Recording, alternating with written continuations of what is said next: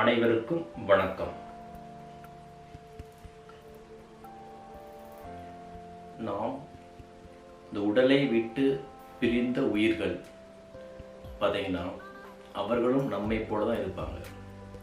ஒரு மனிதன் தன்னுடைய உடலை விட்டு அவருடைய அந்த ஆன்மாவானது ஜீவனானது அந்த உடலை விட்டு பிரியும் பொழுது பார்த்தீங்கன்னா ஒரு மனிதனுக்கு என்னென்ன ஆசைகள் இருக்குமோ அதே ஆசைகள் அந்த உயிருக்கும் இருக்கும்.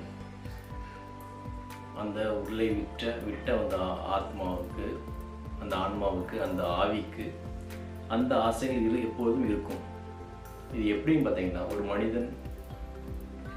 ஒரு மனிதனுக்கு இந்த பிராரப்த கர்மன்னு சொல்கிறாங்க. அதாவது இன்றைய ஜென்மத்தில் அவன் கழிக்க வேண்டிய கர்மாக்கள், வாழ்க்கை வாழ்ந்து அந்த கர்மாக்களை கழித்து விட்டு செல்ல வேண்டும்.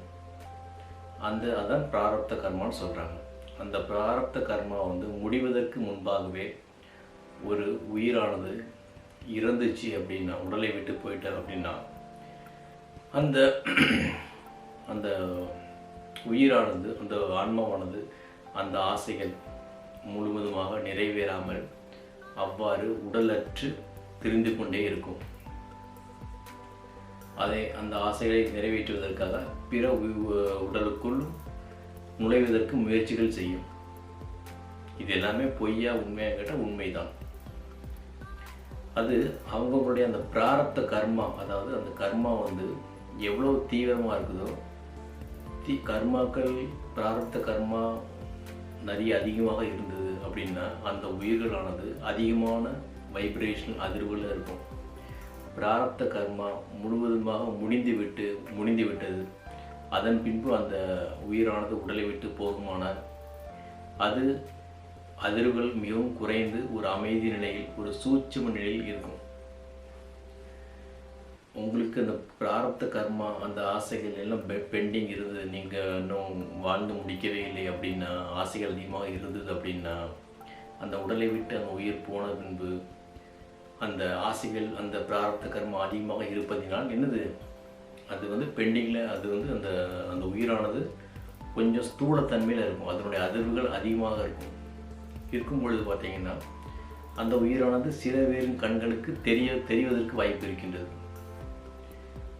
அவர்கள் சூட்சமமான உடலை விட்ட அந்த ஆத்மாக்கள் அது கொஞ்சம் மிகவும் அமைதி நிலையில் தன்னுடைய பிராரப்த கர்மாவை முடித்துவிட்டு சென்ற ஆன்மாக்கள் சூட்சம நிலையில் இருக்கும். அவங்க அவ்வளோ எளிதாக இருப்பதே தெரியாது. அவர்களை பார்ப்பது என்பது மிகவும் மிகவும் அரிது. இந்த இளம் வயதிலே இருக்கிறாங்கல்ல, அவங்க தான் கண்களுக்கு தெரிவாங்க. அவங்களுடைய நடமாட்டம் தான் பலருடைய கண்களுக்கு தெரியும். அதான் ஏனென்றால் அவருடைய கர்மாக்கள் இன்னும் கழிக்கவில்லை, பாக்கி இருக்குது. அது மட்டுமல்ல, அவர்களுடைய அந்த அதிர்வுகள், சக்தி அதிர்வுகள், பிராணசக்தி அதிர்வுகள் இன்னும் தீவிரமாக இருக்குது. அவருடைய ஆசைகள், கோபம் எல்லாம் தீவிரமாக இருக்கும் பொழுது அந்த அதிர்வுகளுக்கு ஏற்றாற்போல் அது சூட்சும நிலையிலிருந்து கொஞ்சம் மேலே எழுந்து ஸ்தூல நிலைக்கு இருக்கும். ஸ்தூல நிலையில் இருக்கும்பொழுது சில பேரின் கண்களுக்கு ஒரு புகை போன்ற காட்சியோ, அங்கிருந்து நகர்வது போன்ற ஒரு காட்சியோ அவர்களுடைய கண்களுக்கு தெரியும். இது அவர்களுடைய அந்த அதிர்வுகளை பொறுத்து, அவர்களுடைய அந்த ஸ்தூல சூட்சும அடிப்படையை பொறுத்து கண்களுக்கு தெரியாமல் இருக்கலாம். அப்போ ஒரு ஆன்மாவானது அதன் உடலை விட்டு போன பின்பு அந்த ஆவியானது தன்னுடைய பிராரப்த கர்மாவை எப்படி கரைக்க முடியும் பார்த்தீங்கன்னா, உடலை விட்டு போன பிறகு அதுக்கு புதியதாக கர்மாக்கள் சேராது. இருக்கக்கூடிய கர்மா மட்டும்தான் கழியும். அதுவும் கழிகிறது பார்த்தீங்கன்னா மிகவும் மிகவும் மெதுவாகத்தான் கழியும். ஏன்னா நீங்கள் உடலில் இருக்கும் பொழுது பார்த்தீங்கன்னா உங்களுக்கு ஒரு நாள்ங்கிறது, ஒரு நாள் உடலில் இருக்கும்போது நமக்கு ஒரு நாள் அப்படின்னா, உடலில் இல்லாத போது நம்ம என்ன நினைப்போம்னா, ஏன்னா அங்கே ஒரு நாளை 10 நாளாக நம்ம நினைப்போம். நமக்கு உடல் இருக்கும்போது ஒரு நாள் முடிஞ்சிச்சு அப்படின்னா, உடல் இல்லாமல் அந்த ஆவிகளுக்கு பார்த்தீங்கன்னா 10 நாள் முடிந்தாலும் ஒரு நாள் போல தான் தெரியும். காரணம் என்ன பார்த்தீங்கன்னா, அந்த உலகத்தில் நேரம் கிடையாது, டைம் கிடையாது. டைம் இல்லாத ஒரு காரணத்தினால நமக்கு ஒரு நாள் போல தெரிகிறது. அந்த ஆவி உலகத்தில் 10 நாள் போனாலும் ஒரு நாள் போல தான் தெரியும். அதாவது 100 வருஷம் போனாலும் எப்படி தெரியும், ஒரு வருஷம் போன மாதிரி தான் அவங்க வந்து தன்னை கணக்கு வச்சுப்பாங்க. இதனால் பார்த்திங்கன்னா அவங்களுடைய அந்த பிராரப்த கர்மம் கழிக்கிறது மிகவும் மிக மிக மெதுவாகத்தான் நடக்கும். உடம்பில் இருக்கும் பொழுது தன்னுடைய பிராரப்த கர்மாவை வேகமாக என்ன பண்ணலாம், நம்ம கரைச்சிடலாம். அதற்கு சில ஆத்ம சாதனைகள் பயிற்சிகள்லாம் இருக்குது. அந்த பயிற்சிகளை செய்யும் பொழுது இன்னும் வெகு விரைவாக அதனை நாம் கரைக்க முடியும். அப்போது இது வந்து பார்த்திங்கன்னா இதனால் பார்த்திங்கன்னா உடலை விட்டு போன பின்பு அந்த ஆத்மாக்களுக்கு வந்து அந்த பிராரப்த கர்மத்தை புதிதாக கர்மங்கள் செய்கிறாது. இருக்கக்கூடிய அந்த பிராரப்த கர்மத்தை மெதுவாக கழிக்கலாம். கழித்த பின்பு என்னாகும், பிராரப்த கர்மம் வந்து போயிடுச்சு, கரைஞ்சி முடிஞ்சிருச்சு அப்படின்னா அந்த உயிர் அந்த ஆத்மாவுக்கு ஒரு இயல்பான ஒரு அமைதி நிலை வரும். அந்த அமைதி வந்துச்சு அப்படின்னா அது அப்படியே அதுக்கப்புறம் அதுக்கு ஓய்வு என்பதே.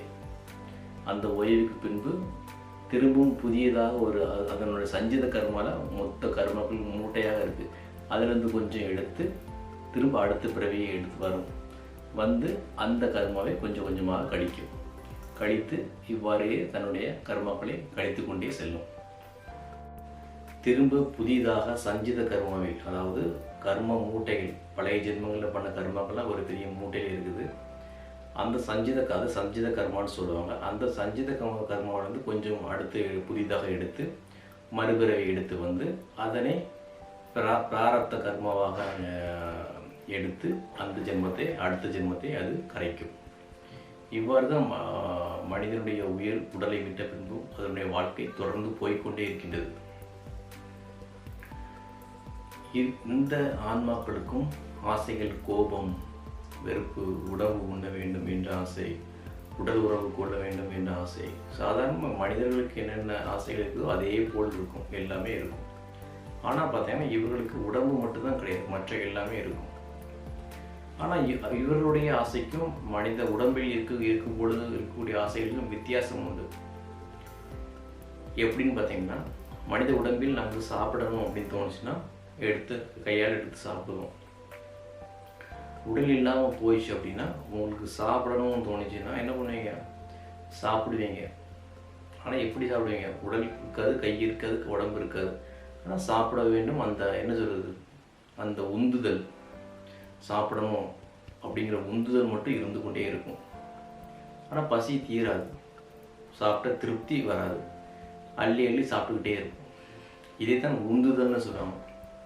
இப்போ எடுத்துக்காட்டுக்கு, இப்போ நமக்கு முன்னாடி நமக்கு பிடித்த ஒரு உணவை வச்சாச்சு.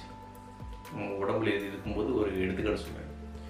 நமக்கு முன்னாடி ஒரு பிடித்த நமக்கு உணவு வச்சுட்டாங்க, நல்ல ஒரு சுவையான உணவு வச்சுட்டாங்க, உங்கள் முன்னாடி இருக்குது.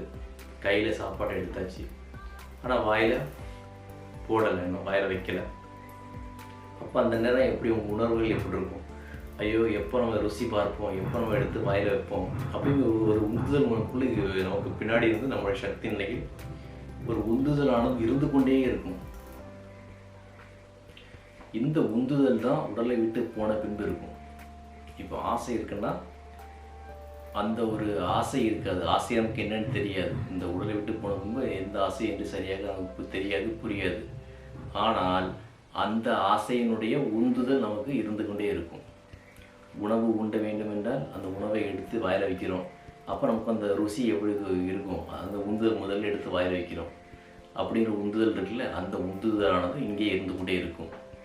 உடல் உறவு கொள்ள வேண்டும் என்றால் அந்த ஒரு உந்துதல் இருந்து கொண்டே இருக்கும். இதில் வந்து உடல் உறவு என்னென்னு தெரியாது உடலை விட்டு போன பின்பு, ஆனால் அந்த ஆசை, அந்த ஒரு உந்துதல் இருந்து கொண்டே இருக்கும்.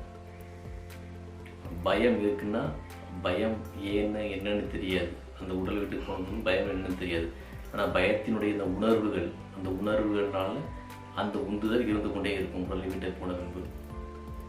இப்போ சிகரெட் அடிக்கணும்னு தோணுது உங்களுக்கு, சிகரெட்டு அடிக்கலாம்னா எப்படி ஃபீல் ஆகும் உங்களுக்கு, ஐயோ ஏதோ ஒன்று கைகளாம் படப்படுத்துட்டு சிகரெட் அடிக்கணும் நினைத்து கொண்டே இருப்பீங்க.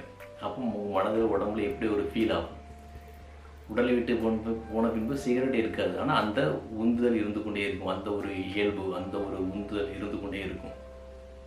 இதுதான் விஷயம். அப்போ இந்த உந்துதல் தான் என்னது, அந்த பிராரப்த கர்மா உங்களுக்கு வந்து அதிகமாக இருக்குது. இந்த பிராரப்த கர்மா நீங்கள் சரியாக நீங்கள் கரைக்கலாம் அப்படின்னா உங்களுக்கு ஓய்வே கிடையாது. உடலை விட்டு போன பின்பும் என்ன பண்ணுவீங்க, அந்த உடல் இல்லாமல் என்ன பண்ணுவீங்க, இந்த உந்துதல் ஆசைகள் இயல்புகள் மட்டும் பயம் எல்லாம் இருந்து கொண்டே இருக்கும். அப்போ இது என்ன காலப்போக்கில் மெதுவாகத்தான் கரையும். மெதுவாக கரையும் பொழுது தான் என்னது, மெதுவாக உங்களுக்கு அமைதி நிலவும். அதுக்கு பின்பு தான் உங்களுக்கு ஓய்வு. இன்னும் சிலர் பெரிய பெரிய மாந்திரிகவாதிகள்லாம் இருக்கிறாங்க. அவர்கள்லாம் பார்த்தீங்கன்னா உங்களை ஒரு செகண்டில் உங்களுடைய அந்த ஆசைகளை அந்த அந்த உங்களுடைய அந்த ஆத்மாவிலிருந்து அந்த ஆசைகளை மட்டும் ஒரு செகண்டில் எடுத்துகிட்டு உங்களை கரைச்சி அனுப்பிட முடியும். அது ஒரு பெரிய சயின்ஸ். அதை பற்றி நமக்கு தெரியல. அதனை மாந்திரிகத்தை பயின்ற பெரிய பெரிய மாந்திரிகவாதிகள், தாந்திரிகவாதிகள் அவர்களுக்கு தெரிஞ்சது. சாதாரண நம்மை போன்ற மனிதர்களுக்கு தெரியாது. அப்போ அந்த ஆத்மாவிலிருந்து ஒரு சிறிய குண்டூசியை உருவிட்டோம் அப்படின்னா, ஒரு மாட்டு வண்டிக்கு அதனுடைய மாட்டு வண்டி ஓடுதுன்னா அதனுடைய சக்தி இதில் இருக்குது, சின்ன அச்சாணி தான் இருக்குது. அச்சாணியை எடுத்துட்டோம் அப்படின்னா அந்த மாட்டு வண்டியானது கீழே விழுந்து விடும். அதனுடைய வீலானது கழண்டு போயிடும். அதே போல் தான் ஒரு ஆத்மாவானது தான் கஷ்டப்பட்டுட்டு தன்னுடைய ஆசையை நிறைவேற்றி கொள்ளாமல் இந்த பிராரப்த கர்மம் அதிகமாக அதனுடைய தீவிரம், அதனுடைய ஒரு அமைதி இல்லாமல் சுற்றுது அப்படின்னா அதுக்கு ஒரு சயின்ஸ் இருக்குது. அதை ஒரு செகண்டில் நம்ம என்ன பண்ணலாம், சில பயிற்சிகளின் மூலமாக அதனை அந்த மாட்டு வண்டியிலேருந்து அந்த அச்சாணியை அப்படிங்கிற மாதிரி சிம்பிளாக விஷயத்தை பண்ணிட்டு போயிடுவாங்க. பண்ண அடுத்த ஒரு 5 நிமிஷம் ஒரு நிமிடத்திலேயே உங்களுக்கு அந்த முக்தியானது கிடைத்துவிடும். நீங்கள் அந்த ஆசைகளை விட்டு கரைஞ்சி போயிடுவீங்க. பிரபஞ்சத்தோடு ஒன்றோடு ஒன்று கலந்து போயிடுவீங்க. இப்படியெல்லாம் அந்த உடலை விட்டு பின்பு மிகப்பெரிய சயின்ஸ், மிகப்பெரிய ஒரு வாழ்க்கை இருக்கின்றது. இதை நாம் தியானம் பண்ண இதனுடைய அறிவுகள் நமக்கு வளர்ந்து கொண்டே போகும். இதனால் நம்ம வந்து தியானம் செய்து சிறிது ஒவ்வொரு நாளைக்கும் ஒரு 5 நிமிடமாக தியானங்களை செய்து நம்முடைய அந்த சக்தியை சீராக வைத்து நம்முடைய ஆசைகளை, கோபம், வெறுப்பு எல்லாத்தையும் ஒரு கண்ட்ரோல் கொண்டு வந்து ஒரு மன அமைதிக்கு வந்துவிட வேண்டும். இந்த உடலை விட்டு போவதற்கு முன்பாகவே நம்முடைய உடலும் மனதும் நம்முடைய பிராண சக்தியும் ஒரு விதமான ஒரு அமைதி நிலைக்கும், ஒரு விதமான அதனுடைய தீவிரத்தன்மையை குறைத்து ஒரு விதமாக சீரான ஒரு அமைதி நிலைக்கு கொண்டு வந்துட்டோம் அப்படின்னா நாம் இந்த உடலை விட்டு போன பின்பும் நம்முடைய வாழ்க்கையானது ஒரு அமைதியாக நீடித்து கொண்டே இருக்கும். இதற்காகத்தான் ஆத்ம சாதனைகள் தியானங்கள்லாம் பண்ணுறது. இதுதான் தியானத்தினுடைய ஒரு முக்கியத்துவம். உடலை விட்ட பின்பும் நமக்கு இருக்கக்கூடிய வாழ்க்கை மிகப்பெரிய வாழ்க்கை. அனைவருக்கும் நன்றி.